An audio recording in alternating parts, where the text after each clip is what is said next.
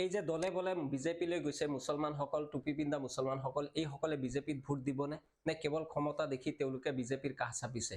এই প্ৰশ্নটো উত্থাপন কৰিছে মুখ্যমন্ত্ৰীৰ পত্নীৰ চেনেল নিউজ লাইভে।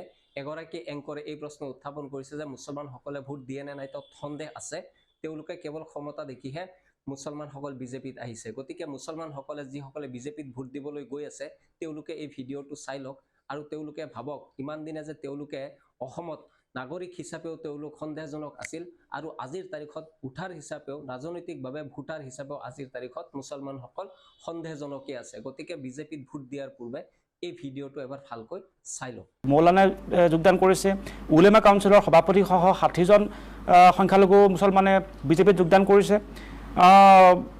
এই কথাটো আপুনি সম্ভৱ কৰিছে তেওঁলোকে ভোট দিব নে এতিয়া ক্ষমতা দেখাৰ কাৰণে বিজেপিলৈ আহিছে? তেওঁলোকে ভোট দিব নে এতিয়া ক্ষমতা দেখাৰ কাৰণে বিজেপিলৈ আহিছে?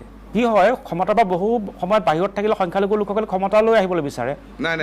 এতিয়া তেওঁলোকে ভোট দিব নে তেওঁলোকে কেৱল গেৰুৱা টুপি বা তেওঁলোকে বিজেপিত যোগদান কৰাৰ সেই পৰ্বটোহে কৰিছে, ভোট দিব নিদিয়ে? এতিয়া তেওঁলোকে ভোট দিব নে তেওঁলোকে কেৱল গেৰুৱা টুপি বা তেওঁলোকে বিজেপিত যোগদান কৰাৰ সেই পৰ্বটোহে কৰিছে, ভোট দিব নিদিয়ে?